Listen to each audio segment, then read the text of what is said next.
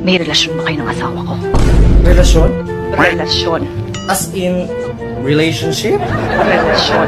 Querida Kapit, number 2, mistress, relasyon. Huy, Terry! Huwag mo akong materi-teri!